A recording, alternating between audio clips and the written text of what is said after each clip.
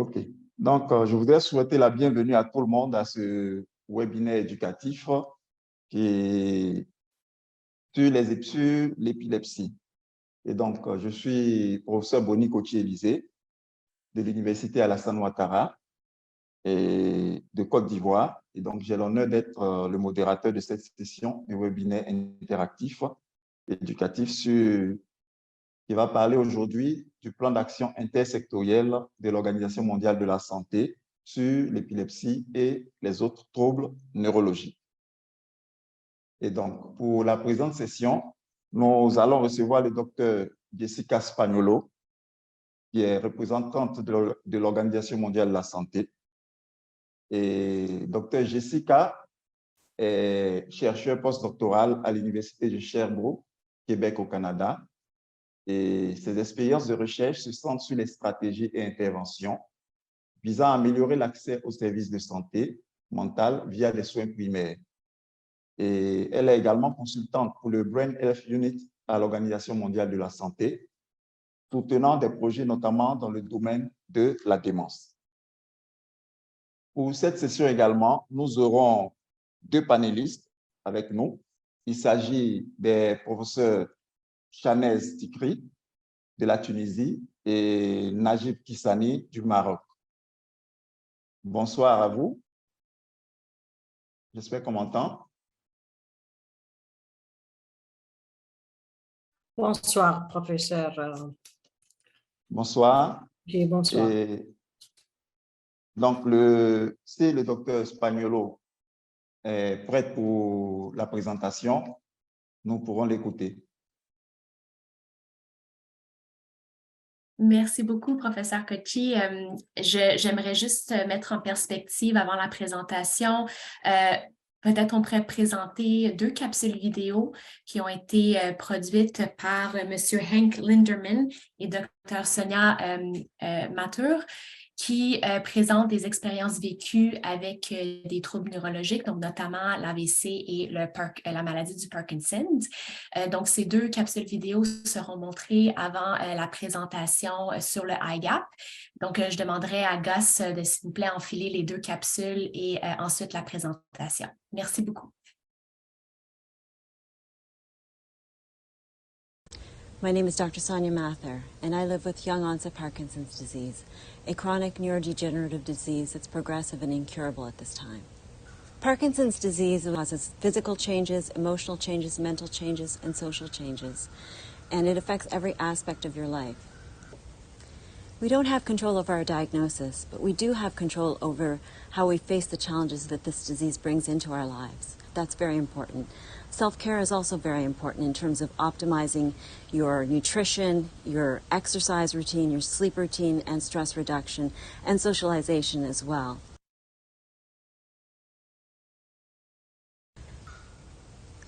Brain health is everything. It determines how you are physically, mentally, emotionally. It governs your social relationships, and it, in fact, optimizes your quality of life. Without good brain health, there is no good quality of life.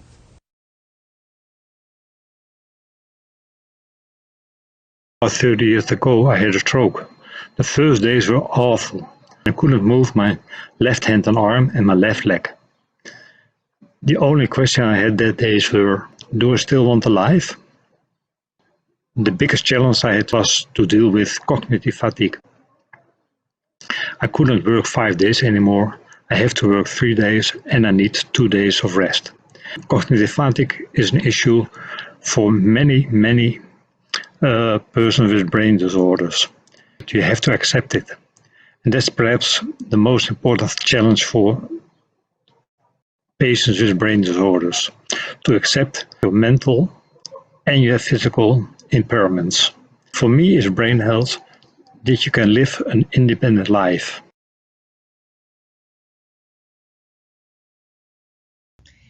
Bonjour, un grand merci aux organisateurs pour l'invitation à participer participé à votre webinaire et l'opportunité de présenter sur le plan d'action mondial intersectoriel sur l'épilepsie et les autres troubles neurologiques, le IGAP. Cette présentation donnera un survol sur les objectifs et aussi la mise en œuvre du IGAP. Je tiens aussi à remercier des collègues au Brain Health Unit pour leur aide avec le développement de cette présentation. Comme vous l'entendrez, c'est une période prometteuse dans le domaine de la santé du cerveau et de la neurologie. La présentation est divisée en 3 parties. La première partie de la présentation se centrera sur comment le IGAP ou le plan d'action mondial intersectoriel sur l'épilepsie et les autres troubles neurologiques a été développé et aussi adopté. La deuxième partie de la présentation discutera de la vision et des buts du IGAP et ceux d'une perspective de la santé publique, incluant pour l'épilepsie. Enfin, la troisième partie de la présentation discutera de la mise en œuvre du IGAP et des outils et des ressources disponibles pour promouvoir cette mise en œuvre. Allons-y avec la première partie de la présentation. Donc, pourquoi le IGAP, comment il a été développé et aussi adopté. Les troubles neurologiques sont des conditions du système nerveux qui incluent les troubles neuro-infectieux, les troubles neuro-immunologiques, les traumatismes cérébraux et les lésions de la moelle épinière, l'épilepsie, les céphalées incluant les migraines, les maladies neurodégénératives, les maladies cérébrovasculaires incluant les AVC et les troubles neurodéveloppementaux. Dans la population adulte, les troubles du système nerveux sont la principale cause de perte d'années de vie ajustée sur l'incapacité ou les DALY et la deuxième cause de décès dans le monde avec 9 millions de décès par an. Le fardeau associé avec les troubles neurologiques est confronté à de profondes inéquités. Spécifiquement, la plupart des décès et la majorité du fardeau associés avec des troubles neurologiques sont dans les pays à revenus faibles et intermédiaires. Il y a aussi des enjeux quant aux ressources pour faire face aux troubles neurologiques. L'accès aux services et soutiens, incluant aux médicaments essentiels et abordables pour les troubles neurologiques, est insuffisant, surtout dans les pays à revenus faibles et intermédiaires. Seulement 1 sur 4 personnes vivant avec l'épilepsie à l'échelle internationale reçoit un traitement et 45% des pays n'ont pas accès à au moins un médicament antiépileptique au niveau des soins primaires. Il faut aussi noter que le nombre de professionnels de la santé spécialisés en santé neurologique est insuffisant et leur distribution est largement inéquitable. La main-d'œuvre médiane, définie comme le nombre total de neurologues pour adultes, de neurochirurgiens et de neurologues pour enfants dans les pays à revenus faibles et intermédiaires est de 0,1 pour 100 000 habitants versus 7,1 pour 100 000 habitants dans les pays à revenus élevés. De plus, aussi important à noter est dans ce contexte que le stigma et la stigmatisation envers les troubles neurologiques interfèrent avec la recherche d'aide. Il y a eu plusieurs initiatives qui visent à mieux comprendre du point de vue de la santé publique le fardeau, les défis, les besoins, les lacunes, les opportunités, ainsi que les réponses mondiales, nationales et régionales aux troubles neurologiques. Par exemple, en 2006, l'OMS a publié Neurological Disorders, Public Health Challenges. Ce document donne une perspective de santé publique pour les troubles neurologiques et présente des estimés et prédictions quant à ces troubles pour le fardeau global. De plus, le document présente des informations sur les troubles neurologiques pour les décideurs. L'OMS a plusieurs initiatives importantes dans le domaine des neurosciences cliniques conçues pour promouvoir la collaboration internationale, renforcer les capacités de recherche et surtout développer des programmes au profit des communautés du monde entier touchées par les troubles neurologiques. Parmi eux se trouve le projet Atlas, une série de publications qui comprend différentes conditions telles que les troubles neurologiques plus largement et certains sujets neurologiques plus spécifiques. Il y a eu aussi des documents en lien avec les réponses de santé publique, en lien avec l'épilepsie et la démence, comme vous voyez sur l'écran. Considérant l'importance des troubles neurologiques en tant que priorité de santé publique, en novembre 2020, la 73e Assemblée mondiale de la santé a adopté la résolution WHA 73.10 sur les actions à l'échelle internationale pour l'épilepsie et les autres troubles neurologiques, qui demandait au directeur général de l'OMS d'élaborer un plan d'action mondial intersectoriel sur l'épilepsie et les autres troubles neurologiques, le IGAP. Le plan d'action abordera les défis et les lacunes dans la prestation des soins et des services aux personnes vivant avec l'épilepsie et d'autres troubles neurologiques et assurera une réponse globale et coordonnée dans tous les secteurs. Le processus d'élaboration de l'IGAP a impliqué plusieurs étapes et de nombreuses consultations avec des parties prenantes. Ce processus s'est étendu de mars 2021 à mai 2022 lorsque le IGAP a été approuvé lors de la 75e Assemblée mondiale de la santé. Avant cette approbation, les étapes d'élaboration du IGAP impliquaient des consultations avec des parties prenantes, la publication des commentaires reçus sur le premier document de travail, l'élaboration d'une première version du IGAP qui a ensuite été rendue disponible pour des consultations en ligne et via des consultations virtuelles.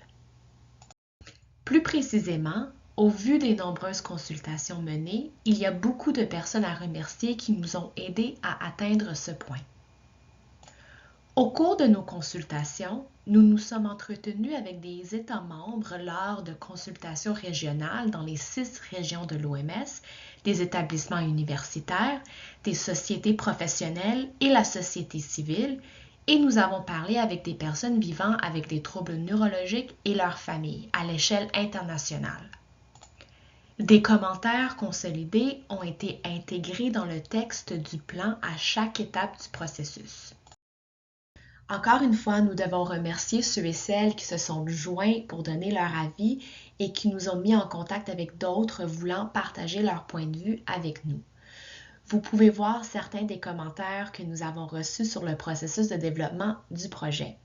Par exemple, les personnes qui ont donné des opinions et des commentaires sur le projet IGAP et qui ont participé au processus ont mentionné, par exemple, nous devons nous encourager mutuellement. Ce document est incroyable à lire. Tant de travail a déjà été fait. J'ai hâte de voir comment le IGAP peut changer les choses. Passons maintenant à la deuxième partie de la présentation qui vise à discuter de la vision et des objectifs du IGAP.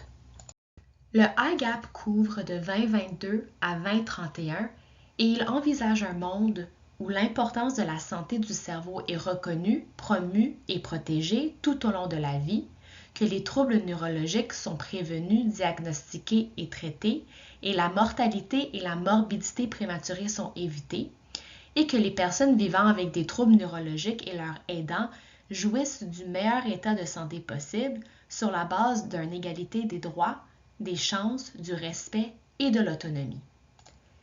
Les buts du IGAP sont de réduire la stigmatisation, les conséquences et la charge associées aux troubles neurologiques, y compris la mortalité, la morbidité et le handicap, et d'améliorer la qualité de vie des personnes vivant avec des troubles neurologiques, de leurs aidants et de leurs familles. De plus, le IGAP encourage que pour atteindre la vision et les buts, il convient de renforcer, autant que possible, la prévention, le traitement et la prise en charge de l'épilepsie et des autres troubles neurologiques en s'appuyant sur les points d'entrée et les synergies pour parvenir aux meilleurs résultats pour tous. Il y a 6 principes directeurs du IGAP. Premièrement, les soins de santé primaire et couverture sanitaire universelle centrée sur la personne. Ce principe directeur stipule que toutes les personnes vivant avec des troubles neurologiques et leurs familles doivent participer à et bénéficier d'un accès équitable, sans discrimination ou sans être exposées à un risque de difficultés financières, à un large éventail de services de promotion de la santé, de prévention, de diagnostic, de traitement, de réadaptation, de soins palliatifs et de services sociaux, ainsi qu'à des médicaments et d'autres produits de santé essentiels, efficaces, sûrs, économiquement abordables et de qualité. Un deuxième principe directeur est l'approche intégrée des soins tout au long de la vie. L'intégration des soins pour les troubles neurologiques est indispensable pour que la promotion de la santé, la prévention et la prise en charge donnent de meilleurs résultats. Cela est particulièrement important, plusieurs troubles neurologiques pouvant survenir en même temps ou en association avec d'autres problèmes de santé qui sont souvent liés à des facteurs de risque communs évitables. La prise en charge des troubles neurologiques nécessite d'être alignée avec d'autres services et programmes existants. Un troisième principe directeur est les politiques et pratiques fondées sur les données probantes. Ce principe directeur souligne l'importance des preuves scientifiques et les meilleures pratiques qui permettent d'élaborer des politiques et des interventions de santé publique d'un bon rapport coût-efficacité, durable et abordable pour la prévention et la prise en charge des troubles neurologiques. Il s'agit notamment des connaissances existantes, des données probantes du monde réel fondées sur la pratique, des préférences des personnes vivant avec des troubles neurologiques et de l'expérience acquise dans différents contextes et cultures, ainsi que de la transposition des nouvelles données factuelles dans les politiques et une pratique qui permettent de trouver des traitements capables de modifier le cours de la maladie ou de la guérir, des interventions efficaces de prévention et des modèles de soins novateurs. Le quatrième principe directeur est l'action intersectorielle. Ce principe directeur souligne l'importance d'une action coordonnée et globale pour les troubles neurologiques et la mise en plan des partenariats et une collaboration entre toutes les parties prenantes. La réalisation d'une telle collaboration nécessite une impulsion décisive au niveau gouvernemental, une délimitation claire des rôles et des responsabilités des différentes parties prenantes et des mécanismes de coordination innovants. Un cinquième principe directeur est l'autonomisation et la participation des personnes vivant avec des troubles neurologiques et de leurs aidants. Ce principe directeur vise à promouvoir et à protéger les besoins sociaux, économiques et éducatifs et les libertés des personnes et des familles touchées par les troubles neurologiques, ainsi que leur donner un degré de priorité élevé. Il faut, par des mécanismes de participation et de consultation, donner un réel pouvoir d'action aux personnes vivant avec des troubles neurologiques, à leurs aidants, aux organisations qui les représentent et aux populations locales dans la planification des soins et la prestation de services, ainsi que dans l'élaboration de politiques et de lois, l'exécution de programmes, les activités de plaidoyer, la recherche, le suivi et l'évaluation. Un sixième principe directeur est le genre, l'équité et les droits humains. L'intégration des questions de genre à l'échelle des systèmes dans tous les efforts déployés pour mener une action de santé publique contre les troubles neurologiques est essentielle à l'édification des sociétés équitables, saines et n'excluant personne. Pour respecter les droits des personnes vivant avec des troubles neurologiques et réduire la stigmatisation et la discrimination dont elles font l'objet, il est primordial que ces personnes et leurs aidants jouissent d'un accès universel à des interventions et qu'une attention prioritaire soit accordée aux groupes de population les plus vulnérables. La mise en œuvre du plan d'action mondial intersectoriel 2022-2031 doit s'attaquer explicitement aux disparités propres à chaque contexte national et s'attacher à réduire les inégalités. Le IGAP souligne 5 objectifs stratégiques avec des mesures proposées et des cibles mondiales associées. Les objectifs stratégiques se centrent sur la priorisation politique, le diagnostic, le traitement et les soins, la promotion et la prévention, la recherche, l'innovation et les systèmes d'information et des opportunités spécifiques afin de renforcer le système via l'accroissement des capacités nationales pour l'épilepsie. L'idée ici est d'utiliser une condition neurologique pour renforcer la capacité du système pour toutes les conditions neurologiques.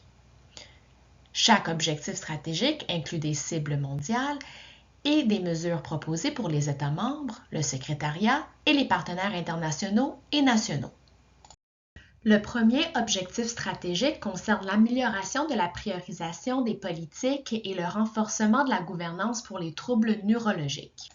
Il se concentre sur l'amélioration du plaidoyer pour la sensibilisation du public et des politiques et la compréhension des troubles neurologiques et des facteurs de risque, des stratégies pour améliorer les comportements de recours aux soins et l'accès aux services, ainsi que des approches visant à réduire la stigmatisation et la discrimination et à protéger les droits humains. Il est également nécessaire de se concentrer sur les politiques, les plans et la législation, en particulier en développant et en intégrant les troubles neurologiques dans les politiques et des plans multisectoriels basés sur des preuves et des expériences sociales, ainsi qu'en mettant à jour la législation dépassée. Enfin, la dernière action pour le premier objectif stratégique est d'assurer un financement durable des politiques, plans et programmes, et ceci pour assurer des soins abordables et accessibles aux personnes vivant avec des troubles neurologiques, à leurs aidants et à leurs familles, ainsi qu'à réduire les frais liés aux soins de santé et des services sociaux. À travers ces actions, nous visons à ce que 75% des pays aient adapté ou mis à jour les politiques, stratégies, plans ou cadres nationaux existants pour inclure les troubles neurologiques d'ici 2031. Et notre objectif est aussi que 100% des pays aient au moins une campagne ou un programme opérationnel de sensibilisation aux troubles neurologiques d'ici 2031. Le deuxième objectif stratégique consiste à fournir un diagnostic, un traitement et des soins efficaces, opportuns et adaptés aux troubles neurologiques. Il met l'accent sur les parcours de soins, en promouvant les services neurologiques de proximité, ainsi que l'intégration des soins et traitements neurologiques dans les soins primaires, le renforcement de la prestation des soins d'urgence et chroniques, ainsi que d'assurer la continuité des soins et les collaborations entre les prestataires et la promotion des soins personnels. Il est également nécessaire de garantir la disponibilité, l'abordabilité, l'accès et l'utilisation de diagnostics et de médicaments essentiels, appropriés et pertinents, ainsi que la nécessité d'améliorer la disponibilité des technologies et des médicaments vitaux pendant les urgences humanitaires. Il devrait également y avoir un soutien et un investissement dans la formation continue et les conditions de travail du personnel de soins de santé primaire neurologique. Enfin, la dernière action pour le deuxième objectif stratégique est de favoriser le soutien des aidants par la mise en œuvre de programmes de formation et de soutien adaptés à la culture, au contexte et centrés sur la personne pour les aidants, et d'offrir aux aidants des informations adaptées à leurs besoins, disponibles dans les milieux communautaires. À travers ces actions, notre objectif est que 75% des pays aient inclus les troubles neurologiques dans l'ensemble des prestations de la couverture sanitaire universelle d'ici 2031. Aussi, notre objectif est que 80% des pays fournissent les médicaments essentiels et les technologies de base nécessaires à la prise en charge des troubles neurologiques en soins primaires d'ici 2031. Le troisième objectif stratégique est sur la mise en place des stratégies de promotion et de prévention des troubles neurologiques. Il se centre sur la promotion de la santé du cerveau tout au long de la vie, par exemple en se concentrant sur des comportements sains et en réduisant les facteurs de risque.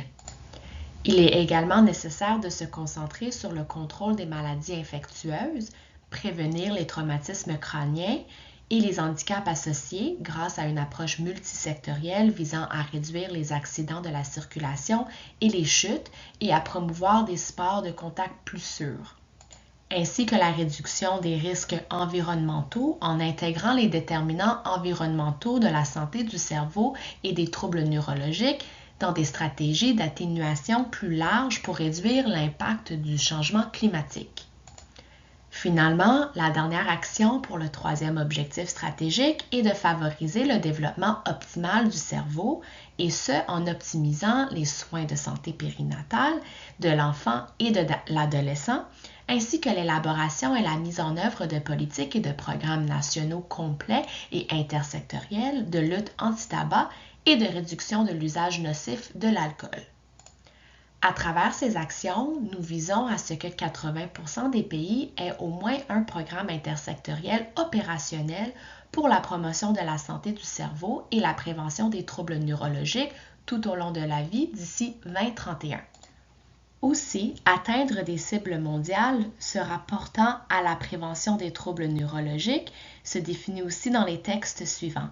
Le plan d'action mondial pour la lutte contre les maladies non transmissibles, vaincre la méningite, et aussi chaque nouveau-né plan d'action pour mettre fin au décès évitable.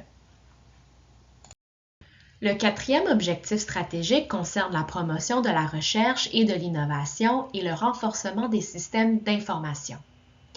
Il se concentre sur la poursuite des investissements dans la recherche et les systèmes de données et d'information, et ce dans le but que d'ici à 2031, 80% des pays collecteront régulièrement des données sur un ensemble d'indicateurs de base concernant les troubles neurologiques et rendront compte tous les 3 ans à minima au travers de leurs systèmes nationaux de données et d'informations sanitaires. De plus, cet objectif stratégique vise la production de la recherche mondiale sur les troubles neurologiques qui sera doublée d'ici à 2031. Le 5e objectif stratégique est dédié à l'épilepsie, en particulier, car un service de soins de l'épilepsie qui fonctionne bien peut présenter une opportunité de renforcer la prise en charge de autres troubles neurologiques. Par exemple, le IGAP souligne l'importance de la prévention, du traitement et des soins de l'épilepsie comme point d'entrée, étant donné que l'épilepsie peut être secondaire à de nombreux troubles neurologiques et comorbide avec d'autres conditions neurologiques. Par conséquent, le 5e objectif de l'IGAP vise également à accroître l'accès aux services grâce au développement de modèles de soins qui visent à promouvoir des soins primaires de haute qualité centrés sur la personne, y compris par le biais de services d'orientation et de spécialistes, ainsi que le suivi et l'évaluation, la formation des agents de santé et la disponibilité et l'abordabilité des médicaments.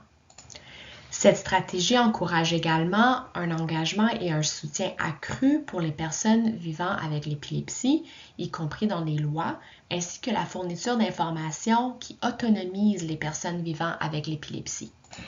D'ici à 2031, nous visons à ce que les pays aient augmenté la couverture des services liés à l'épilepsie de 50% par rapport à la couverture en 2021. Nous visons à ce que aussi 80% des pays aient élaboré ou mis à jour leur législation en vue de promouvoir et de protéger les droits humains des personnes vivant avec l'épilepsie. Le IGAP propose des actions pour les États membres, le secrétariat, ainsi que la société civile, y compris les partenaires nationaux et internationaux.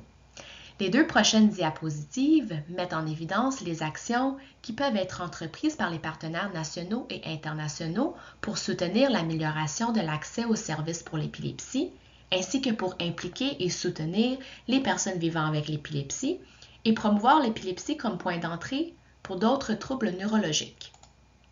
En lien avec l'accès aux services de prise en charge de l'épilepsie, voici quelques mesures proposées pour les partenaires internationaux et nationaux. Premièrement, mettre en place des équipes communautaires pour soutenir les personnes vivant avec l'épilepsie, leurs familles et leurs aidants au sein de la collectivité et renforcer les mécanismes de dialogue entre les praticiens de médecine complémentaire et alternative tels que les guérisseurs. Deuxièmement, plaider en faveur de la disponibilité de médicaments anti-épileptiques à des prix abordables à tous les niveaux du système de soins de santé, en particulier dans les centres de soins primaires.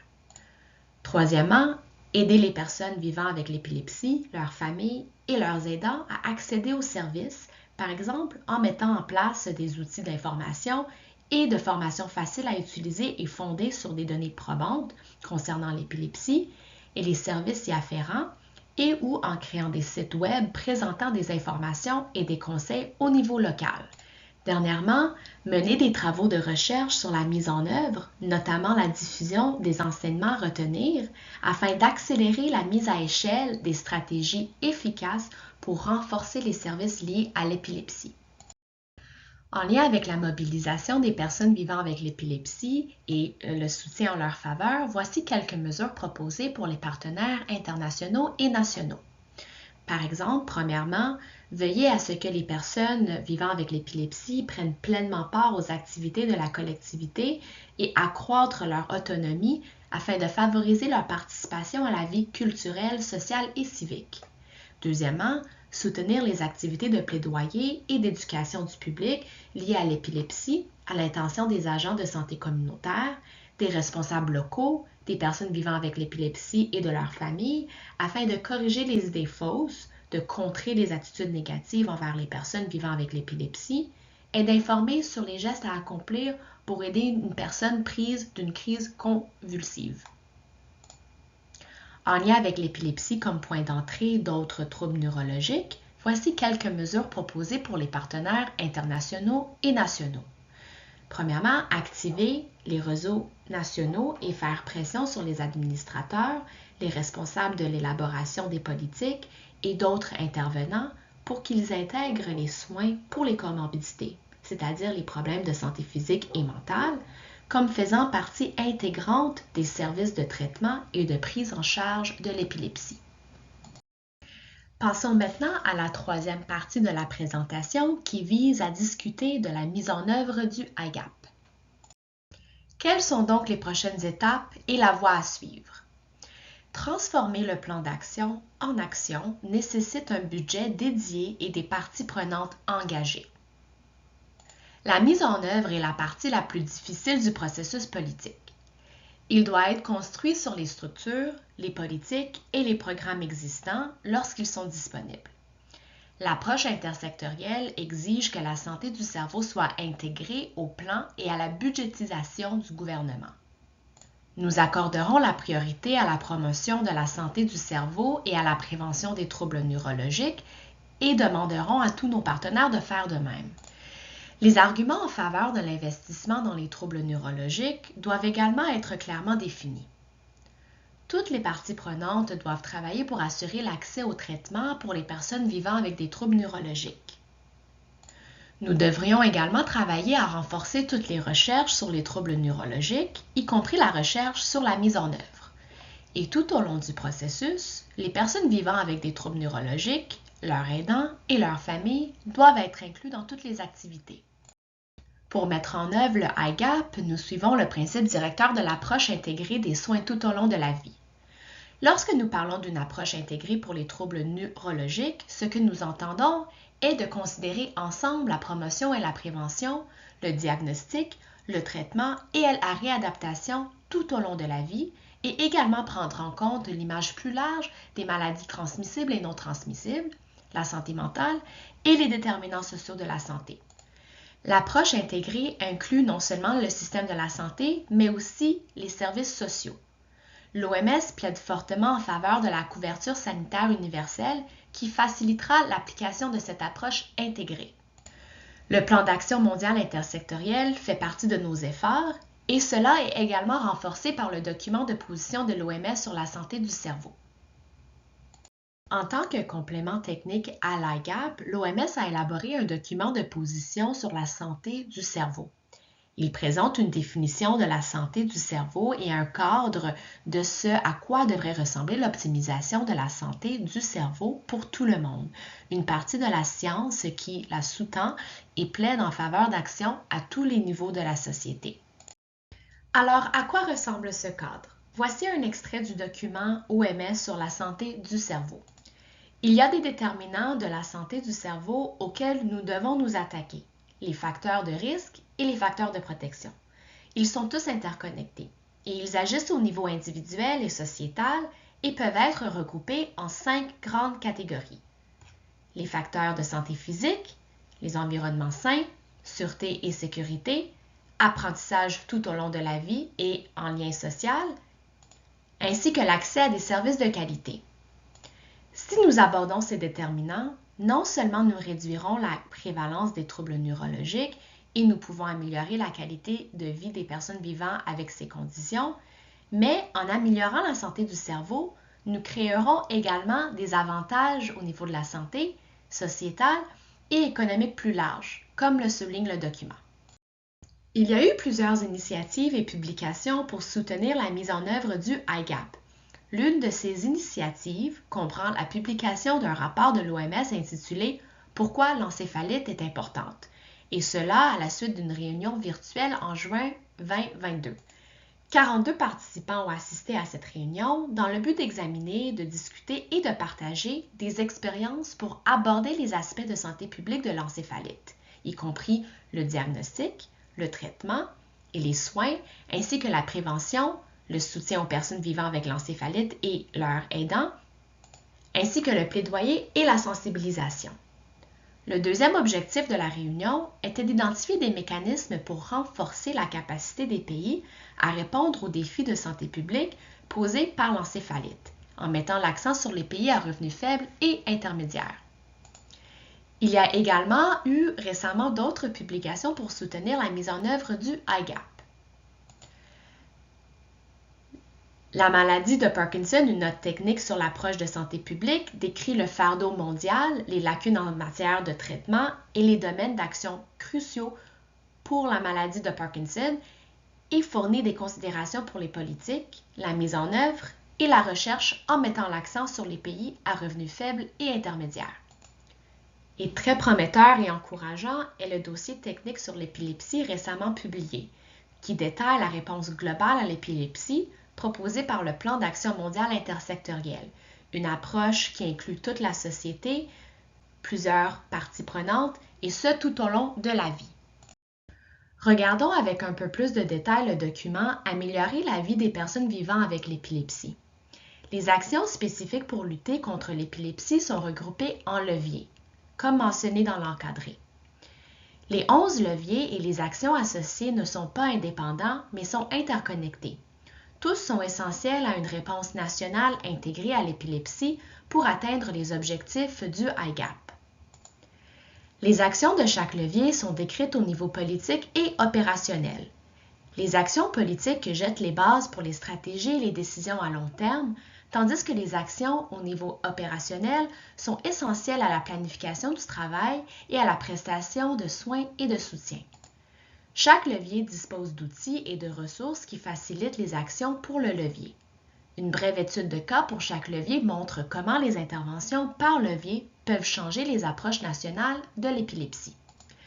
Avec des actions concrètes, des indicateurs clairs et mesurables et l'engagement des parties prenantes nationales et internationales, de grands progrès peuvent être réalisés dans la prévention de l'épilepsie, l'offre de traitements et de soins appropriés et la réduction du fardeau de la maladie pour les individus, leurs familles et leurs communautés.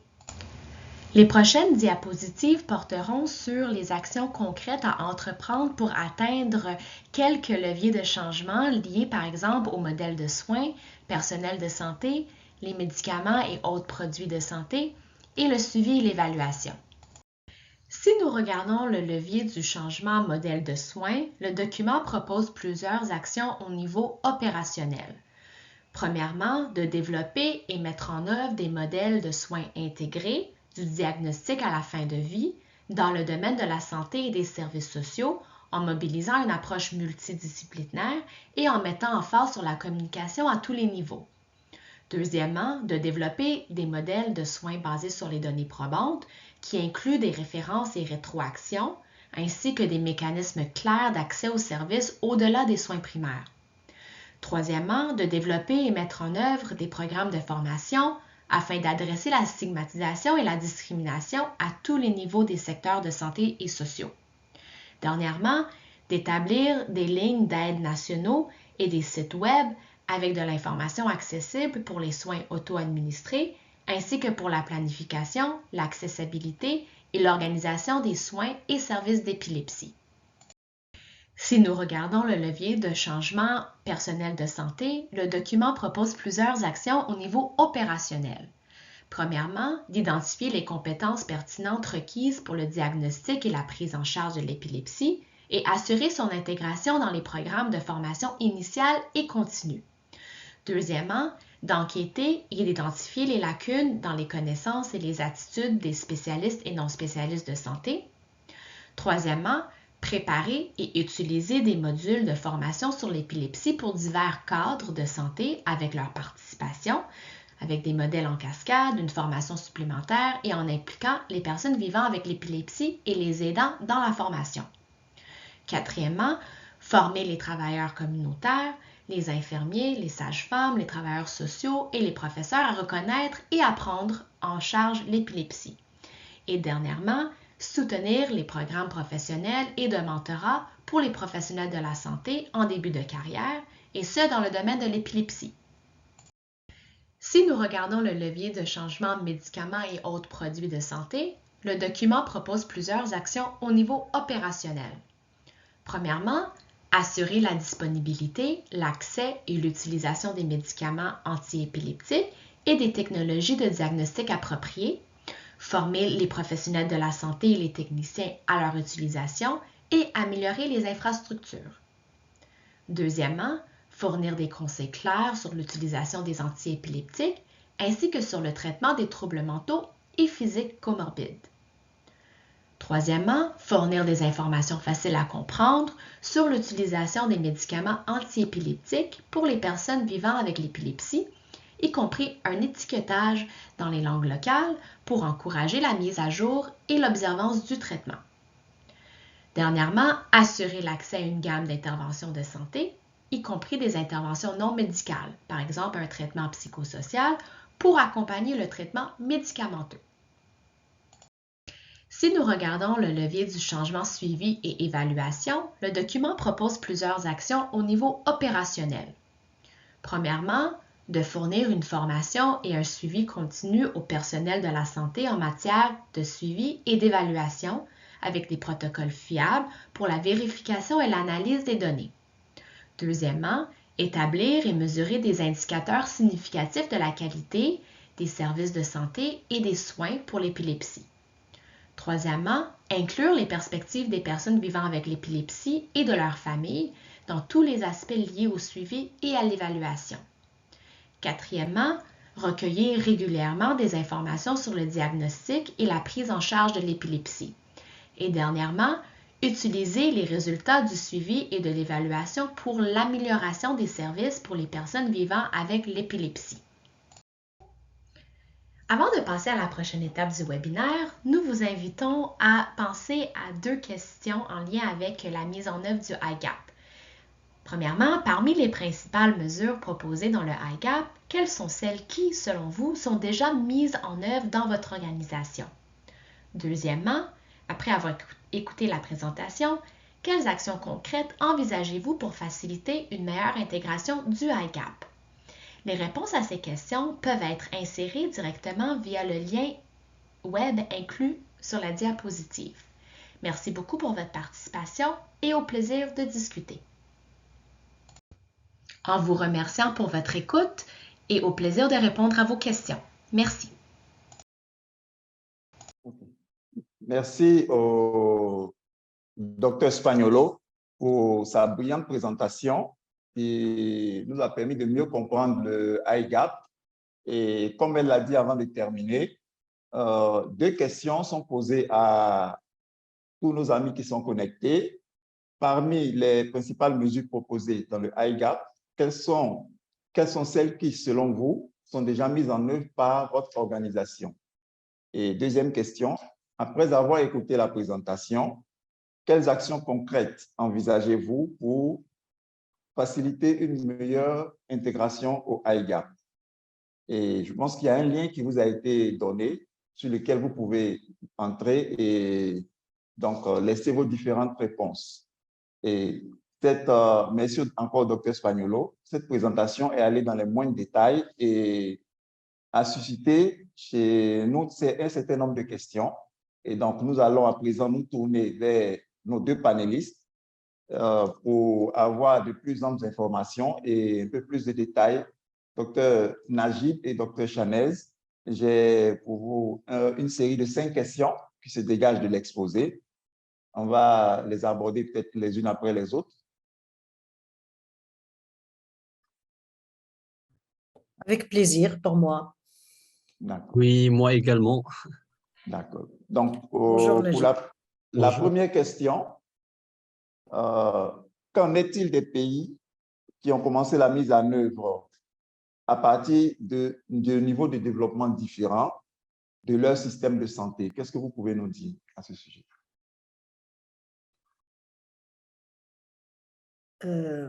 Pour la question, il pose la question, quels sont les pays qui ont permis de mettre en œuvre ce plan, ou bien que faut-il faire pour appliquer ce plan malgré les différences entre les pays?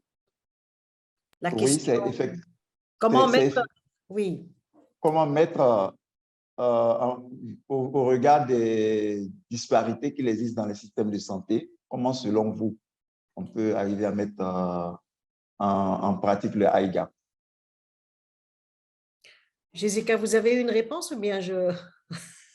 Comme vous voulez, vous pouvez y aller en premier, sinon je peux répondre rapidement. Vas-y, répondez parce que vous avez les données de l'OMS. Moi, je peux donner les données que j'ai sur la Ligue et la région.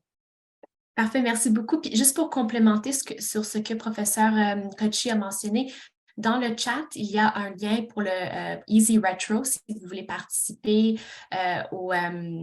si vous voulez participer à donner des réponses aux 2 questions. Vous pouvez également scanner le QR code qui est disponible sur votre écran, puis on pourrait revenir à vos réponses après le panel.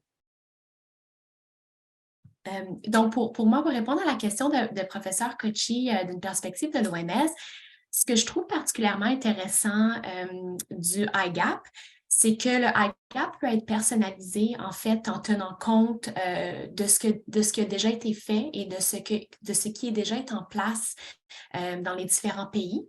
Donc, le IGAP, comme vous avez vu dans la présentation, propose différentes actions pour les partenaires nationaux et internationaux, et aussi des outils qui sont disponibles, qui ont été créés par l'OMS pour faciliter la mise en œuvre du IGAP, dépendamment de où sont les pays et ce qui est déjà fait et les initiatives déjà en place. Donc, c'est ça que je trouve très intéressant du IGAP, c'est qu'il y a des actions qui sont proposées et peuvent être personnalisées, adaptées et choisies par les pays. Donc, voilà ma réponse. Tout à fait. Moi, j'ajouterais sur le fait que l'IGAP, ce n'est pas un plan qui est statique. C'est des recommandations, c'est comment il faut faire. Il nous donne une idée comment il faut faire pour avoir un plan d'action et pour améliorer la prise en charge des patients. Et là, pour la question, pour dire que comment on peut le mettre en place en fonction des disparités, nous, dans la région, vous savez, dans la région Méditerranée orientale, nous avons des pays de l'Afrique du Nord, la Mauritanie et le Tchad, mais aussi les pays du Golfe. Et sur le plan stratégique, financier et possibilités et système de santé, c'est absolument pas la même chose. C'est complètement différent entre… nous avons au moins 4 régions avec 4 différents niveaux économiques et systèmes de santé. Et là, par exemple, dans notre commission, nous avons un projet qui est en cours actuellement pour cette année, d'essayer de mettre en place un manuel qui va aider les chapitres à mettre en place ce plan. Parce que sur le plan théorique, c'est bon, mais quand on dit il faut plaidoyer avec le gouvernement pour mettre en place le plan d'action, là, la majorité des chapitres et des associations n'ont pas cette capacité. Donc, nous, on va faire un manuel comment faire l'advocacy, comment faire le plaidoyer, comment on peut atteindre, quelles sont les actions qu'il faut faire pour atteindre l'objectif de la prévention de l'épilepsie. Donc, c'est un manuel qui est en cours. Et là, par exemple, parmi le premier chapitre de ce manuel, on était d'accord pour dire qu'il faut avoir une idée sur ce qui se passe dans la région. Et là, c'est l'importance des data. C'est l'importance d'avoir des études épidémiologiques, c'est l'importance d'avoir combien de patients nous avons avec épilepsie dans nos pays, combien de neurologues nous avons. Et là, je pense qu'il y a beaucoup de publications qui ont été faites, aussi bien en Afrique que dans la région méditerranéenne. Et Najib peut témoigner que nous avons des articles qui parlent de la possibilité de la chirurgie, des possibilités du traitement dans la région, de la fréquence et de la prévalence de l'épilepsie. Et sur ça, on peut avoir une idée comment on peut faire. Là, c'est une première réponse. La deuxième réponse, c'est qu'il ne faut pas oublier que dans la Ligue internationale, nous avons un conseil d'adaptation et implémentation. c'est-à-dire que adaptation des guidelines. Et là, par exemple, un chapitre ou 2 ou 3 chapitres qui peuvent se mettre d'accord dans la même région avec le même niveau socio-économique, se mettre d'accord pour dire, voilà, on aimerait bien cette action, comment faire le diagnostic, on aimerait bien le guideline qui a été fait, par exemple, en anglais, comment, ou par les pays européens, comment on peut le mettre en place dans nos régions. Et là, le Conseil de l'adaptation et de l'implantation, il y a beaucoup de collègues et d'amis de la région méditerranéenne, mais aussi de l'Afrique, qui font partie de ce conseil. Et là, on peut les aider pour mettre en place.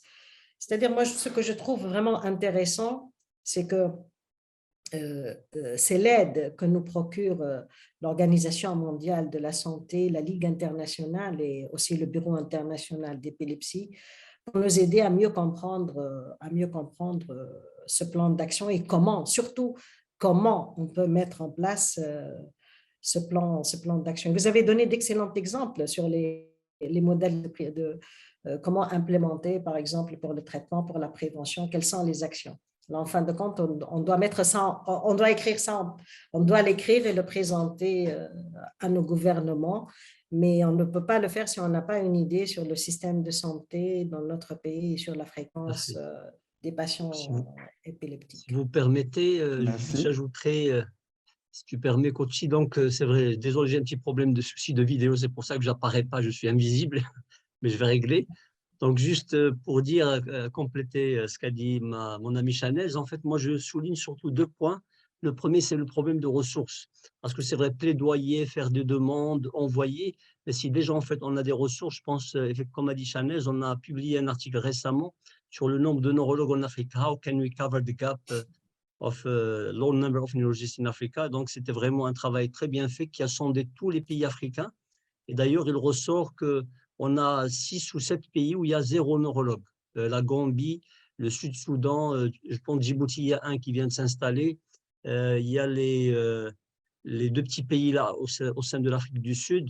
Donc, en fait, c'est-à-dire s'il n'y a pas de neurologue déjà dans le pays, comment est-ce qu'on va plaidoyer, comment est-ce qu'on va rassembler les patients, comment est-ce qu'on va déjà prendre, c'est-à-dire le basique même de la prise en charge des patients n'est pas assuré.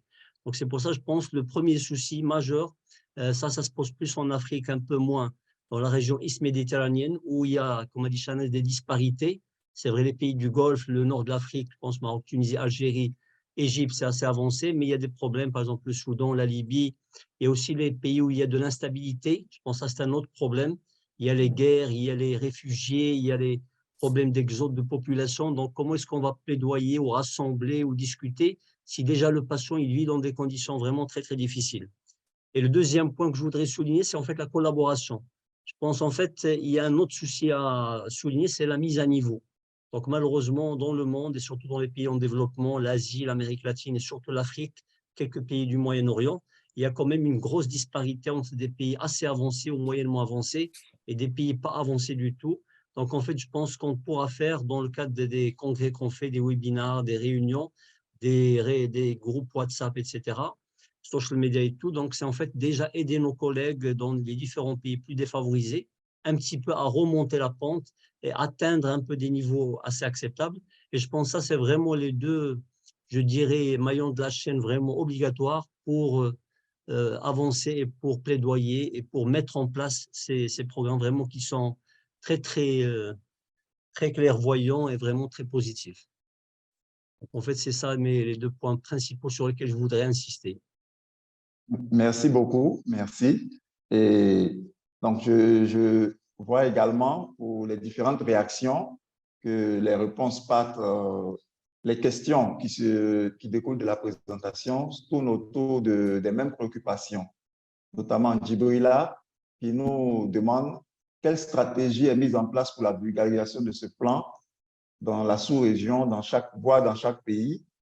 Est-ce qu'il y a une formation qui est programmée pour les différents pays par rapport à maîtriser le IGAP?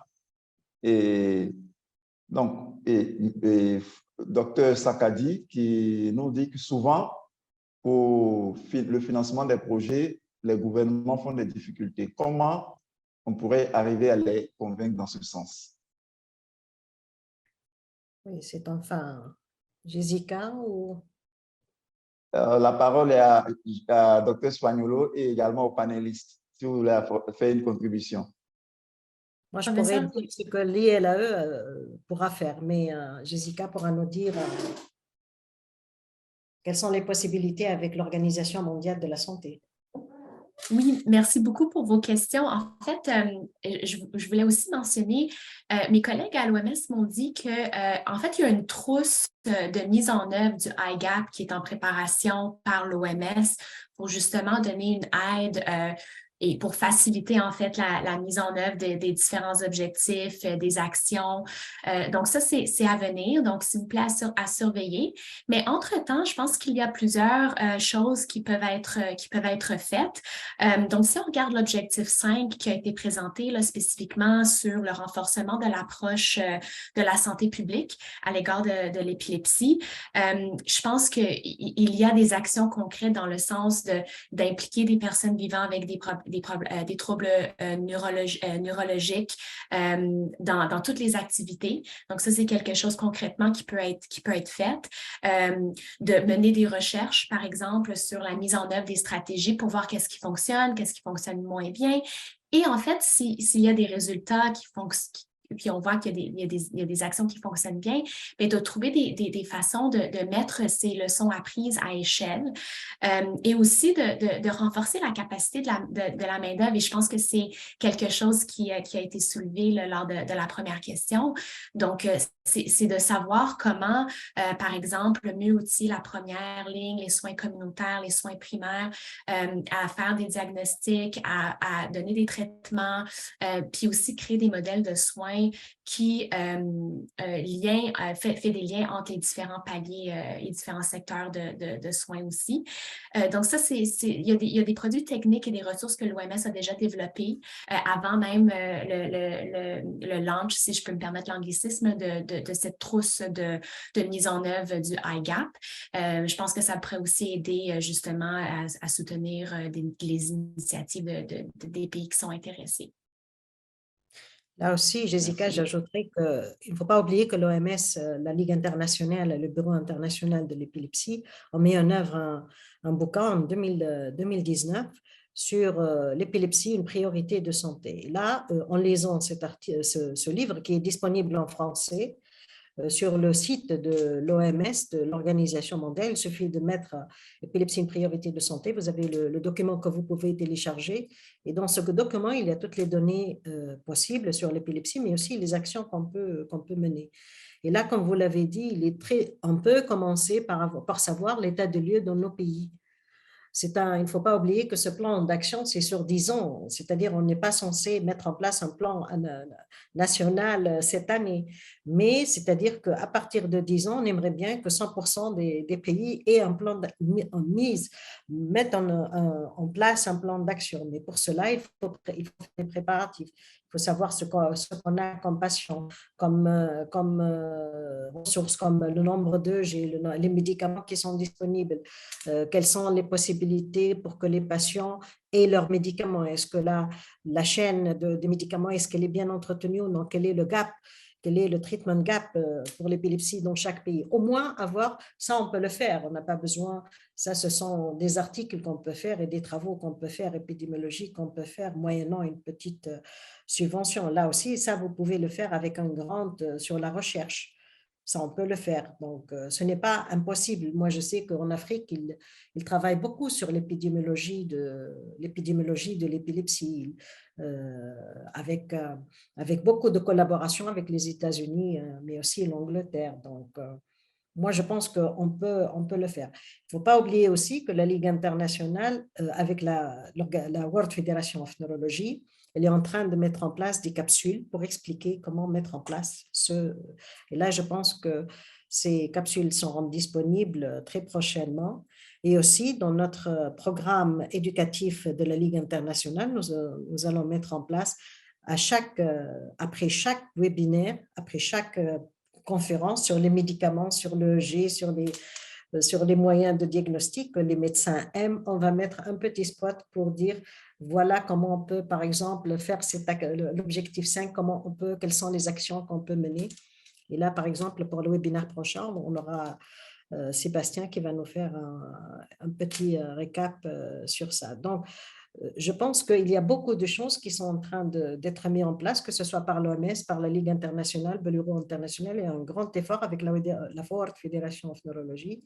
Il y a un grand effort qui est en train d'être fait pour expliquer comment mettre en place, parce que moi je vois ici les questions, ils sont vraiment toutes orientées sur le fait comment on va le mettre en place.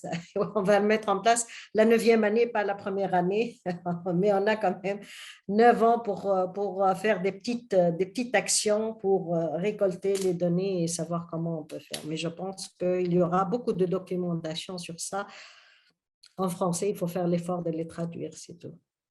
Mais je pense là aussi, il y a Sakadi, Foxuda du Tchad, notre ami du Tchad, qui dit merci pour la présentation.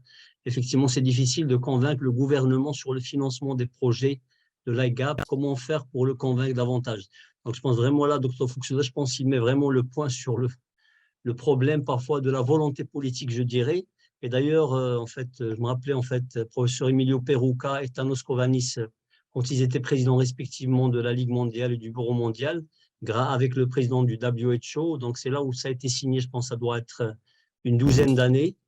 En fait, donc vraiment, c'est à partir de là où tous les gouvernements qui ont signé, le problème, c'était comment un petit peu les gouvernements qui ont signé, comment arriver à les approcher, à mettre sur le terrain et appliquer en fait ce qui a été décidé sur un plan international, c'est-à-dire sur venir nationalement et au niveau de chaque pays où les ministres qui ont signé viennent un peu avec les associations, les représentants des ligues, des bureaux mondiaux d'épilepsie et les différents partenaires, les neurologues, c'est-à-dire comment mettre ça en place. Je pense que c'est ça la grosse difficulté. C'est-à-dire il faut déjà que le ministre ou le ministère et son staff soient à l'écoute premièrement, il faut qu'il soit abordable, il faut qu'il soit vraiment convaincu, parce que malheureusement, parfois, il y a aussi un souci, soit problème démocratique, soit problème peut-être de changement de ministre, et parfois toute la politique change, et après, il y a le nouveau ministre qui ne prend même pas note de ce qui a été signé par le précédent, alors que normalement, ça implique pas le ministre, mais plutôt le pays, et normalement, le pays doit respecter un petit peu les engagements du ministre qui a cédé sa place à un autre ministre. Donc, je pense en fait, en pratique, moi, ce que je propose, c'est que les gens s'organisent au sein des ligues, des bureaux des associations de l'épilepsie, et surtout qu'il y ait un groupe où il y a des patients, des familles, des aidants et des professionnels, pas que des professionnels tout seuls, parce que je pense qu'il n'y a pas mieux pour plaidoyer que le patient et la famille, et comme ça, créer des groupes et peut-être demander des audiences avec les responsables des ministères. Ça peut être le ministre, ça peut être le directeur de son cabinet, ça peut être un conseiller ou quelqu'un. Il y a aussi les parlementaires, je pense qu'il ne faut pas oublier aussi cette porte-là. Parfois, par exemple, pour nous au Maroc, je trouve qu'on a plus de facilité à travers un parlementaire d'approcher directement le ministre, de poser une question au niveau du Parlement, et parfois on a des feedbacks et des réponses comme ça. Donc, je pense en fait que c'est les meilleures solutions un petit peu pour mettre en place ces programmes sur Terre. Comme a dit Chanès, donc c'est vrai, il faut prendre aussi le temps. Mais déjà de discuter, de faire un échéancier peut-être sur 3, 4 ans, 5 ans, déjà en fait de sensibiliser, de faire des campagnes, impliquer les médias, les télés, les radios, il y a les social media, etc. Donc ça, c'est très important. Il ne faut pas oublier les écoles. Il y a beaucoup, beaucoup de choses qu'on peut faire au niveau des écoles, des lycées. Je pense une simple, c'est vrai, capsule, et après valider, et faire vraiment une très bonne présentation. Après, on pourra la généraliser via le ministère de l'Éducation. Et là, il pourra être généralisé à toutes les écoles, les lycées, les collèges et les universités. Ne pas oublier les transports publics. Ça, c'est vraiment aussi un élément très important. Il y a des gens parfois qui passent 6 heures dans un transport public ou 8 heures. Ben, un petit spot vidéo de 15 minutes ou bien des publicités comme ça, parfois ça donne des conseils très importants avec des adresses, des sites web, comment connecter avec les gens. Je pense en fait il y a plein de solutions, et donc c'est pour ça que j'ai souligné tout à l'heure le point de la collaboration. Il faut qu'on échange. Qu'est-ce qui marche bien, peut-être en Tunisie, peut-être pas au Maroc et pas au Mali, au Tchad et pas au Burkina, Sénégal et tout ça. Et on pourra vraiment faire beaucoup de bonnes choses et vraiment appliquer ces mesures-là avec le temps qu'il faudra. Moi, j'ajouterais, Najib, que le fait qu'il y a dans tous les pays, par exemple dans la région est-méditerranéenne, mais je suis sûre en Afrique aussi, il y a beaucoup de choses qui sont en train d'être faites, mais qui sont faites isolément, qui ne sont pas intégrées dans le plan. C'est ça, oui. Là, le plan d'action, c'est de faire, voilà, je vais faire ce plan, il y a 5 objectifs et dans chaque objectif, voilà les actions qu'on peut faire. Et à chaque fois, on peut faire une action à l'objectif 1, une action à l'objectif 2, une action à l'objectif 5. On n'est pas obligé dès le départ de faire ce plan d'action avec tous les objectifs. Ce n'est pas possible dans certains pays. Là aussi, il est important de colléger. Moi, j'ai essayé de colléger tous les documents qui étaient présents sur le site web de la Ligue internationale, mais je peux vous assurer que ce n'est pas facile parce que l'échange n'est pas très cool. Et là, comme vous dites, la collaboration, là, nous devons améliorer notre collaboration parce qu'il y a beaucoup de documents en arabe, beaucoup de documents en français qui ne sont pas visibles, qui sont visibles uniquement pour le chapitre ou bien pour le pays, alors qu'on peut le mettre dans les sites web de la Ligue. Je ne sais pas si l'OMS elle est aussi intéressée et qu'ils peuvent être échangés, ils peuvent être diffusés.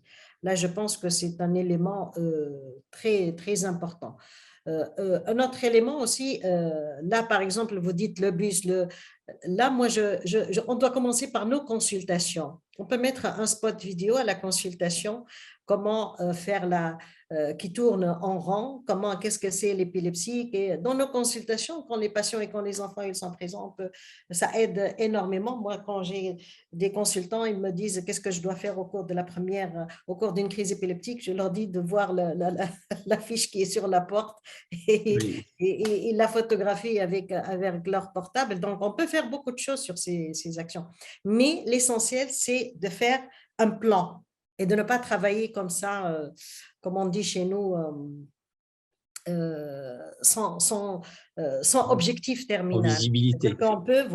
On peut faire un plan, des titres et des sous-titres et dire voilà les actions qu'on va mener pendant ces 10 ans. Pas pendant cette année, c'est pendant ces 10 ans. J'insiste parce que ce n'est pas possible, ça, ce n'est pas possible. Alors, pour les plaidoyers, pour le gouvernement, ça, c'est pas une difficulté. Le problème, c'est que nous, on n'a pas appris. Mais en Afrique, ils sont très bien, ils ont très bien avec Action, l'Alliance de l'Afrique. Elle fait un excellent travail de plaidoirie. Et ils ont mis en place un toolkit pour comment aider les patients épileptiques qui est publié sur le site web de la Ligue internationale, qui est excellent, franchement, avec comment mettre en place l'IGAP. Si je peux le mettre sur le QR, c'est intéressant de l'avoir parce que ça vous donne une idée que c'est faisable. Ces actions, ils sont faisables. Ça a été fait par l'Afrique. Pour nous, on n'a pas dans nos pays, peut-être est-méditerranéens, on a beaucoup plus de problèmes. On n'a pas appris à... Parce qu'il faut dire que nous n'avons pas beaucoup d'associations de patients qui sont fortes. Là, en Afrique, les associations de patients, ils sont très fortes et ils sont vraiment très unis. Nous, dans la région, on n'a pas beaucoup d'associations de parents. Nous, les médecins, on est vraiment débordés par le quotidien et ça demande un souffle. Plaidoyer avec le gouvernement, ça demande un souffle, ça demande du temps libre. Ça, c'est possible avec les associations de parents, des patients et de parents de patients qui sont disponibles. Ils peuvent aider. Et c'est pourquoi nous avons pensé, nous, de mettre en place avec le manuel, de mettre en place un manuel comment faire la plaidoyer avec le gouvernement, quels sont les moyens. C'est un cours, on va le mettre comme un cours standard et on va former des gens, on va former les chapitres, les ligues, les associations, on va les faire à chaque fois comment plaider avec le gouvernement parce que c'est vrai que c'est un vrai problème.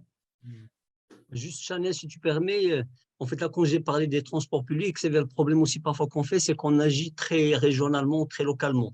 Et parfois, c'est vrai, de grands pays, c'est pas... Il y a combien de pays, c'est pas, on parle en Afrique de la RDC, plus de 100 millions, de l'Éthiopie, du Nigeria, etc., des pays qui dépassent les 100 millions, l'Égypte. Là, c'est difficile parfois de toucher à... C'est-à-dire il faut faire vraiment des centaines d'initiatives pour toucher à une grande population. Mais je pense que c'est vrai, on peut agir localement, mais surtout essayer de toucher, par exemple, nous, en fait, on a commencé à Marrakech, c'est vrai, Marrakech, c'est la 3e ville du Maroc, à faire un travail avec les écoles. Mais en fait, c'est vrai, on a fait juste un test, c'est-à-dire ça a démarré avec 1-2 écoles, mais c'est vrai, on trouve que le travail vraiment consomme beaucoup d'énergie, de temps et tout ça pour préparer, pour aller se déplacer, inviter, rassembler les élèves, par an, et parfois c'est des patients épileptiques qui ressortent de ces réunions-là. Mais en fait, l'idée qu'on a eue, c'est faire ça comme des études pilotes, et après, une fois ça marche et ça s'évalue bien, et on a vraiment de bons résultats, on peut faire vraiment un petit rapport. Après, en fait, on peut soumettre ce rapport d'une étude qui a été faite chez 10 écoles dans une ville, et après soumettre au ministère, et après, une fois généralisé, on pourra même peut-être assurer, et là, c'est pour nos amis africains, notre ami Dr Kassad Fouksouda, donc, qui a posé la question tout à l'heure. Par exemple, là, ça pourrait être une bonne initiative, et après, peut-être faire un plan au ministère et former des formateurs, par exemple, les ligues, les associations, les spécialistes surtout. On pourra former les formateurs et peut-être faire des petits groupes où il y a un généraliste, un père de patients, un enseignant dans une école, dans un lycée, etc. Et comme ça, c'est en fait des noyaux de formateurs qui vont aller former ailleurs et peut-être lancer le programme sur le plan national.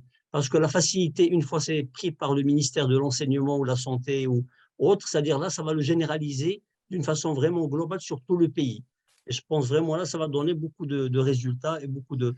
Et surtout, comme ça a été dit tout à l'heure, la recherche, je pense qu'il ne faut pas l'oublier, parce qu'à chaque fois, c'est des initiatives de soins, de sensibilisation, d'éducation, de formation, mais ne pas oublier la recherche, parce qu'une fois, par exemple, on fait des séances comme ça, avec différentes écoles, un nombre considérable d'élèves et tout, faire peut-être un petit sondage, là, ça fera vraiment une très, très bonne recherche, et ça fera, par exemple, les connaissances, les attitudes. Est-ce que les gens connaissent l'épilepsie ou pas? S'ils ont connu, grâce à quoi? Grâce à la radio, grâce à la télé. Peut-être il ne faut pas oublier le côté des marabouts, qui est très, très répandu chez nous en Afrique. Malheureusement, même au Maroc, chez nous, en fait, c'est presque 40 à 50% des patients qui sont vus au moins une première fois par les marabouts. Donc, je pense que ça aussi, il ne faut pas le minimiser, c'est-à-dire il faut un peu, je ne dirais pas qu'il faut combiner avec les marabouts, mais il faut un petit peu essayer de travailler, de sensibiliser à large échelle et surtout de dire que l'épilepsie, c'est le neurologue, c'est un problème organique, c'est le cerveau. Et comme ça, avec le temps, les gens finiront par ne plus aller voir les marabouts, ou même les marabouts, peut-être pourquoi ne pas les prendre et les… Parce que je pense que ça aussi, il faut l'intégrer dans nos programmes, mais c'est vrai, ce n'est pas la priorité. Il faut peut-être commencer par des choses simples et hiérarchiser et aller sur le temps, essayer d'être très, très concret et de toucher peut-être régionalement, après sur de grandes régions, après sur un plan national. Et j'ai insisté tout à l'heure sur la collaboration, peut-être pour échanger et partager avec des pays où il y a moins d'initiatives, ou peut-être il y a d'autres initiatives qui marchent mieux dans un pays que chez nous. Merci, merci aux professeurs Chanez et Najib. Et je me rends compte qu'avec vos interventions, vous avez balayé tout ce qui était préoccupation qui s'était dégagé, notamment comment, au niveau de la société civile, on pouvait appliquer le IGAP et quelles étaient les parties prenantes à travailler à la mise en œuvre du IGAP et les plus grands défis qui restaient pour la mise en œuvre du IGAP. Notamment, il fallait collaborer et échanger les résultats. Et que signifiait également le IGAP pour les praticiens à divers niveaux, au niveau de nos systèmes de santé. Donc, je vous remercie encore une fois. Et là, lorsque je regarde le chat, il y a Djibrila qui s'inquiétait. Elle dit qu'il faut penser vraiment à la formation des acteurs, à la rédaction de plans stratégiques, et elle se propose même de former les différents spécialistes à rédiger des programmes. Et donc, lorsque je regarde encore dans le chat,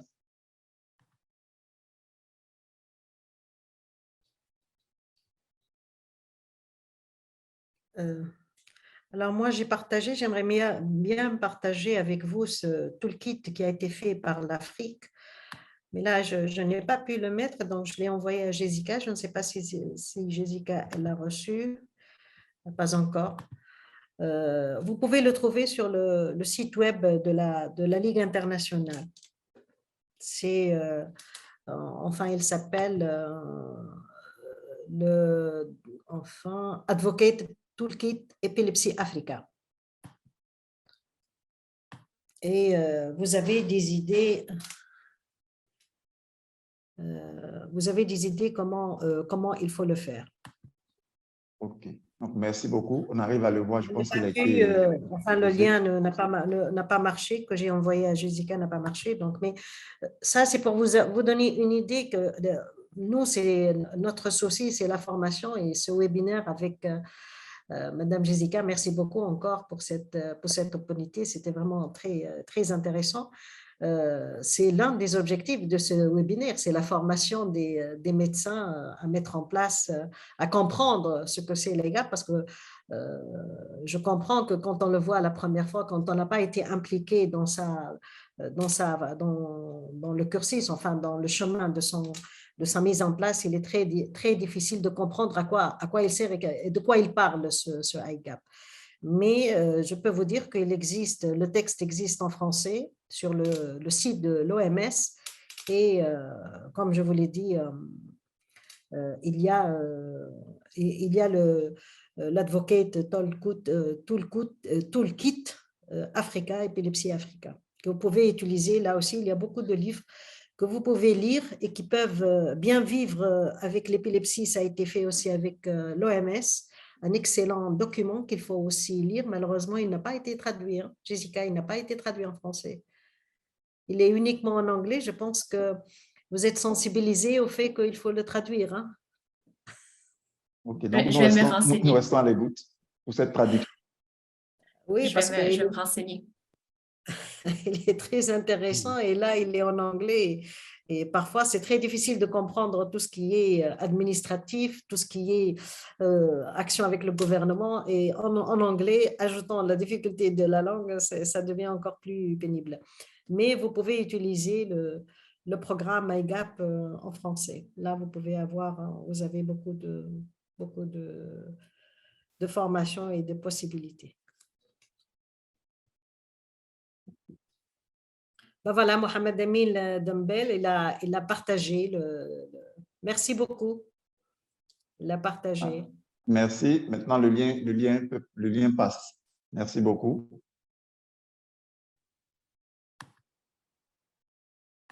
Docteur Jessica, vous voulez ajouter quelque chose?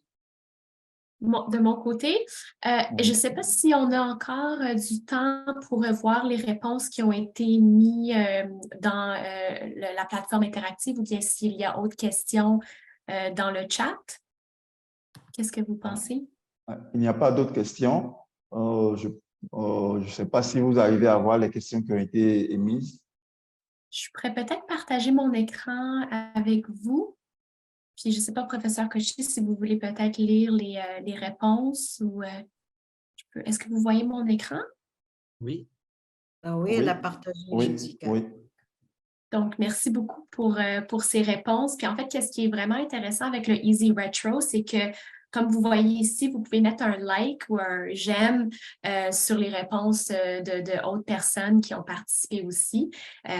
Donc, voilà ce que je remarque. Il y a quand même plusieurs likes sur les réponses de aucun en termes de mesures qui ont été proposées là, dans le IGAP et qui sont déjà mis en œuvre dans votre organisation. Et aussi des réponses là, quant à quelles actions concrètes envisagez-vous faire pour faciliter une meilleure intégration du IGAP. Donc, c'est des belles pistes. Donc, s'organiser en groupe pour réfléchir ensemble sur les plans de mise en œuvre du IGAP et s'organiser en groupes régionaux et discuter les besoins de chaque région et planifier les plans d'action selon les priorités de chaque région et s'encourager, financer la formation des professionnels de la santé et s'approcher des malades. Donc, je ne sais pas s'il y a autre chose à rajouter par rapport à ça, mais ça me semble des actions concrètes aussi qui sont aussi des actions dans le IGAP. Moi, je pense que ce qui est utile aussi pour nous, chaque pays, c'est utile pour nous de ramasser ce que nous avons fait et ce qui a été fait dans un pays. Parce que là, et Najib sera d'accord avec moi, il y a chaque région dans le même pays, chaque ville a ses propres actions et fait ses propres manifestations. Et là, je pense qu'une première action à faire, c'est de ramasser ce qui existe dans chaque pays, quelles sont les manifestations qu'on est en train de faire, se rassembler pour faire les manifestations ensemble. Là, par exemple, nous, parmi l'un des objectifs de notre commission, c'est que l'International Day l'année prochaine, qu'on le fasse régional avec la région méditerranéenne. tous les pays de la région méditerranéenne coopèrent ensemble pour faire une transmission pour faire un programme ensemble et faire une transmission directe avec tous les chapitres. Nous ne sommes pas nombreux, donc on peut le faire pour notre région. Ça, c'est un objectif qu'on aimerait bien atteindre en février 2024 et ça nous permettra de savoir ce qui existe, ce qui est fait dans chaque pays, et ramasser les documents qu'on a, au moins la première étape. Moi, je sais qu'il y a beaucoup d'actions qui sont faites en Afrique, beaucoup d'actions qui sont faites dans la région méditerranéenne, mais elles sont isolées, donc je pense que faire un état des lieux serait très intéressant pour avoir une base sur laquelle on peut avancer. Effectivement, Chanez, là, je pense que tu me rappelles, en fait, je me rappelais quand on était dans le comité exécutif de l'IBE, l'Euro mondial d'épilepsie.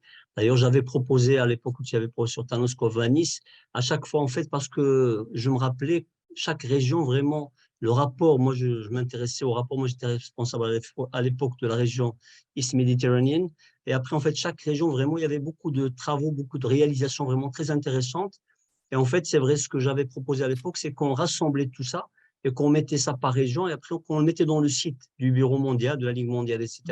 Et comme ça, les gens, ils peuvent voir ce qui a été fait, par exemple, en Équateur, au Nigeria, au Sénégal, au Tibet, en Malaisie et tout ça.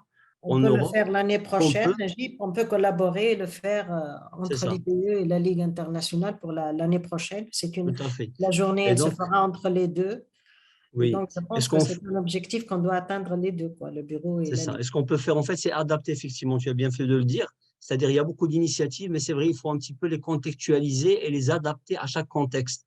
Parce que c'est vrai, peut-être même au Maroc, chez nous, le sud, la région du sud, c'est pas le centre, c'est pas Marrakech, c'est pas Casa, etc. Et culturellement, c'est différent. Sur le plan infrastructure, c'est différent et tout ça. Et je pense chaque initiative, c'est-à-dire, il faut un petit peu vraiment la contextualiser et aussi le contexte culturel. La formation, c'est vrai, Djibril, il a insisté tout à l'heure sur la formation. Moi, je dirais que la formation, ce n'est pas que les neurologues ou les généralistes, il faut oublier les infirmières, les social workers, les aides-soignants et tout ça. Par exemple, nous, on est dans un programme, dans un programme avec la Ligue mondiale et avec la commission de télémédecine dans laquelle je travaille beaucoup. En fait, on est en train de former des infirmières à aider au diagnostic. Et grâce à la télémédecine, à des infirmières, vraiment, on peut faire beaucoup, beaucoup de choses et combler le vide là où il n'y a pas de neurologue ou de spécialiste. C'est-à-dire, moi, je préfère qu'il y ait des patients épileptiques avec une infirmière, avec la télémédecine, et qu'on règle le problème avec n'importe quel neurologue qui parle la même langue, l'anglais, l'espagnol, le portugais ou l'indien. Et comme ça, en fait, même dans les pays où il y a des difficultés, un manque de ressources humaines, c'est-à-dire les problèmes de gap de diagnostic et de traitement seront résolus. Tout à fait. Je suis tout à fait d'accord, Najib. Merci beaucoup. Et donc, je pense à ce sujet, il existe une base de données du projet Global F in Epilepsy. Et cette base de données donc, fournit un registre des projets sur l'épilepsie qui existent dans toute l'Afrique et également au niveau de la Méditerranée orientale, ainsi que dans les autres régions. Donc, cette base de données identifie les informations telles que l'emplacement du projet, les partenaires, les institutions, la portée du projet et les sources de financement et les besoins en bénévoles. Et elle est rapide et facile à remplir. Et en soumettant les informations sur votre projet, vous pouvez contribuer à la bonne compréhension des efforts déployés dans le monde entier. Tout à fait. Et, voilà. Et la base de données vous donnera l'occasion d'apprendre également et permettra aux personnes de différents domaines, tels que le gouvernement, les universités, les organisations à but non lucratif ou la philanthropie, de se renseigner sur les efforts qui existent, tout en offrant des moyens de s'y engager. Donc, c'est un peu le point sur cette base de données, Global Epilepsy Project. Merci vraiment, professeur Kochi, d'avoir parlé de cette base de données parce qu'elle existe sur le site de la Ligue. Et là, j'ajouterai pour le financement, parce qu'on a beaucoup parlé aussi dans le chat des possibilités de financement.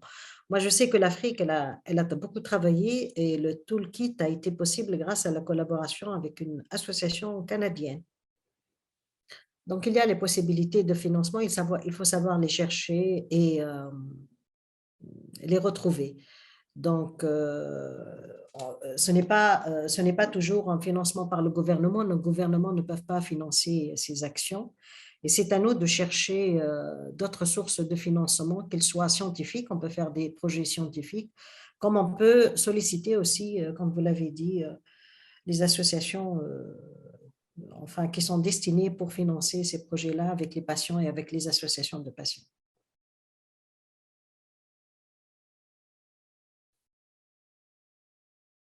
Merci beaucoup. Merci beaucoup à tous ceux qui ont été connectés, et également au docteur Spaniolo et à tous nos panélistes. Nous avons été très heureux de vous recevoir en ligne et de faire ce webinaire. Donc, je pense que s'il n'y a plus de messages d'intervention, on pourrait éventuellement prendre congé puis se retrouver. Moi, j'ai un petit message. C'est que les médecins de l'Afrique et de la Méditerranée apprennent à visiter le site web de la Ligue internationale et de l'OMS et du Bureau international. Ils auront des informations extraordinaires sur tout ce qui se passe ailleurs et ils auront des idées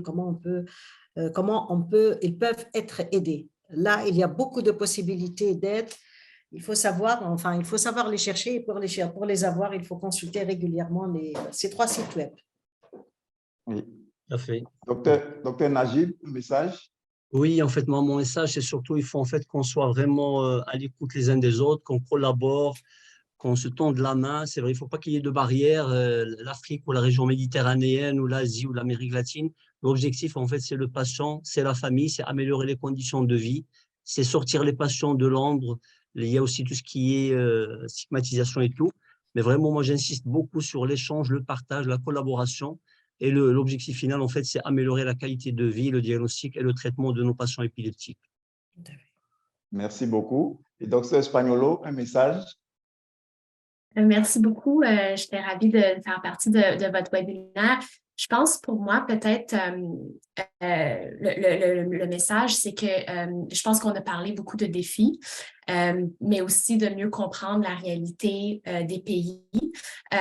Donc, pour moi, ça serait de peut-être de partager. Je pense que chaque pays pourrait avoir des défis qui sont propres à leur pays, mais qui se rejoignent aussi. Donc, par exemple, peut-être on a beaucoup parlé de collaboration, peut-être ça, c'est un défi aussi auquel font face les pays, l'intégration des soins neurologiques en soins primaires et communautaires, par exemple, le renforcement des capacités, peut-être ça pourrait être un défi, fournir un financement adéquat et durable pour les troubles neurologiques. On a parlé un peu de ça, mais je crois que la question essentielle à se poser, qui est comme un fil conducteur à travers ces défis, c'est est-ce que les troubles neurologiques, incluant l'épilepsie, sont des priorités politiques pour le gouvernement au niveau national? Et ça, je pense que c'est une question essentielle parce que, dépendamment si oui ou non c'est une priorité, ça pourrait influencer la priorisation du renforcement des capacités.